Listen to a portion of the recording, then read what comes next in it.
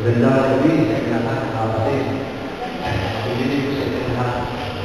Ngayong gabi ay salamat tayo sa Panginoon na tayo po ay pinadaan sa tama ito ay sa ulan. Ito ba? Naglalaki pa ang pagpilitin lahat ng kapatid. At bagamat hindi ko na tayo, pero tayo sumasampalataya na ating Panginoon sa ating lahat kasama ang mga kapatid.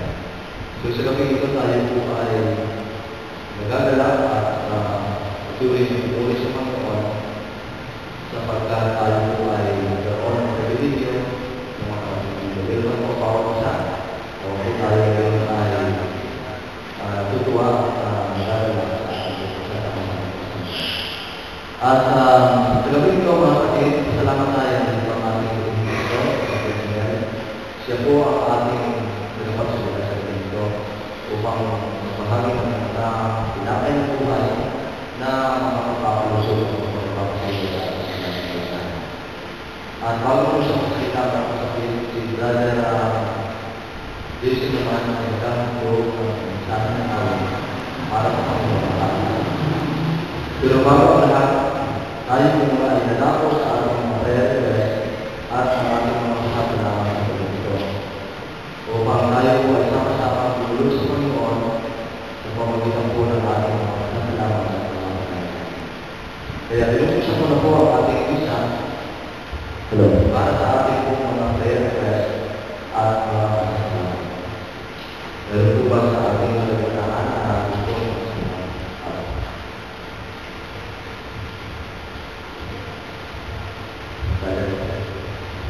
Magandang po, nagpapasalamat po sa movement sa pera po sa ating Panginoon. Saka po, sabi po natin sa mga natin sa buhay sa mga po meron po ay tinan. So, Brother Ricky, ang mga sa buhay. Ito natin. Tapos,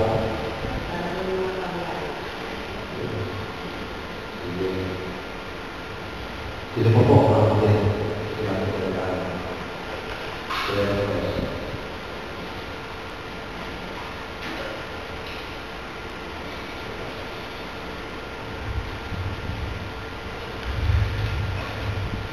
Salamat sa Panginoon mga kapatid sa patuloy na pagbabay natin sa amin sa araw-araw ng buhay.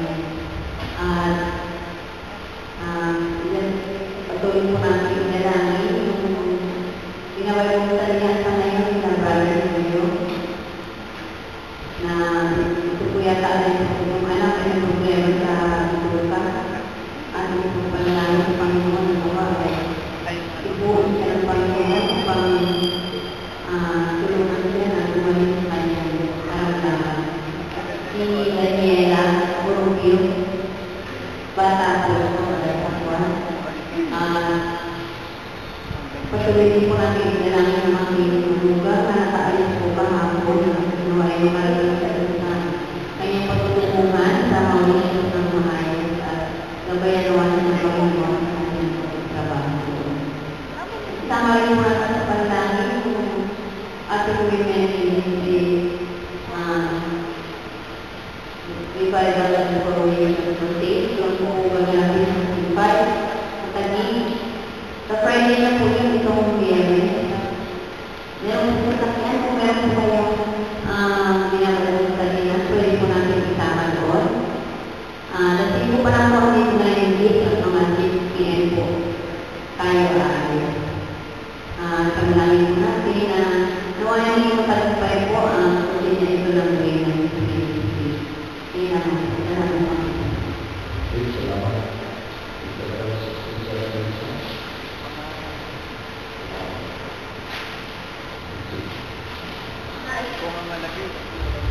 Nais ko naman isama natin sa lalaki ng aking lipat na nagkaroon siya ng Nobel Foundation, si Mr. Ivy, na may pagkaroon siya ng kalakasan ng Panginoon. At pinili na rin nagpapasalamat sa Panginoon sa kanilala ko palagtangan ay kung sinabi ng buhay at kalakasan,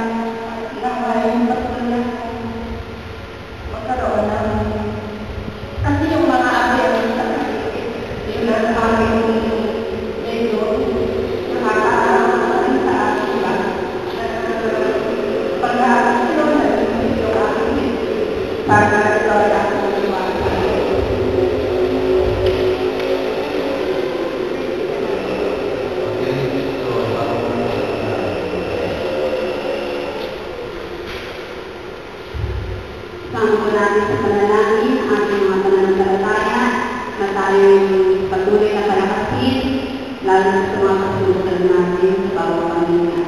At ating isang sa panalangin ang pag-alis ni Luis sa Biyernes, na may pagkabaan siya ng mga panalangin para ito ng hati doon sa kanyang pupuntahan sa lugar na nililigtas ng puso.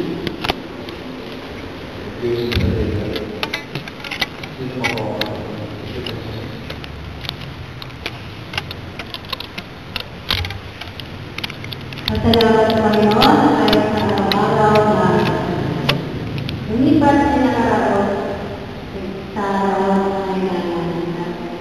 Salamat po sa Panginoon sa mga kalakasan na inibigay. Pag-iwas sa mga sulat, lalo na sa Dayton at sa kasunod na natin. Sama ko natin sa panalangin mga kapatid ko na nasa lahat. Sabi, may problema siya ngayon sa kanya. Huwag na naman kasi nakabutan siya doon mataas ang pressure niya. Si Sally, may problema siya sa mga kasamahan niya. Si Yuri naman, mataas ang dugo niya. Kaya siya naman tayo sa pressure. Parang sila na sa akin. Kaya sama natin sa panalangin na ayun, bigyan sila namin ang nakakasipanamatala. Meron po kong mga kapatid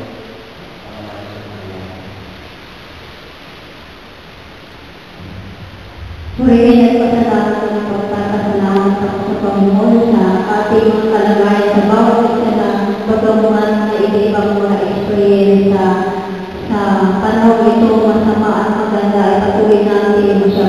Pagpasalamatan dahil ang kanyang gaway ay patuloy na ng patnubay at nag-iingat sa bawat isa sa atin. Maraming salamat sa kanya at ipag-pray natin yung anak ni Pastor Bakit, ni Elder Bacos at nakita kami ng kanyang anak kagabi sa office. Ang sabi niya ay dinala naman daw ang kanyang anak sa hospital at sinusumpong niya naman. At dinadalangin din po natin si Mr. and Mrs. Dosena, personal na magiging ko sa kanila. At ganoon din po ang aking kapatid na si Norma Hurikis na hindi na siya mag-iinom ng anak at bumalik na siya sa Panginoon. Maraming salamat po. Salamat po. So, meron po mga kapatid.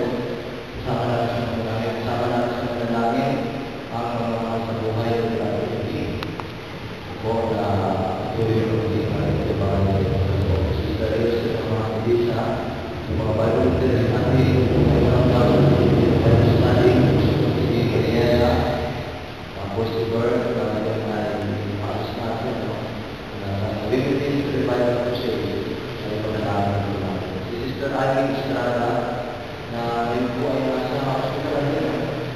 Po ay isama po natin siya sa panalangin ng mga kapatid. At salamat din ang Chief, ang sugat at patuloy na pagabay ng Panginoon sa mga sugat. Ganyan din, isama natin sa panalangin mga kasama sa kasali sa abroad. Sana po ay maayos sila sa kasali at lalo din ang mga sugat. Din si Father Bacos, ang anak, si Sister Norma Fuentes, Sister, so yun po ang ating mga pag-pray ng mga kapatid. Si Sister po natin isama natin sa panalangin, ang ating mga leaders, pastors, ang ating mga pastors sa ating natin sa panalangin. Yung puso natin, mga kapatid, hindi natin sa Bible study. At yun po mga kapatid ang ating mga pag-pray sa Diyos. Ano po ay umanap na ating partner, Vitos, kasama natin Vitos, para po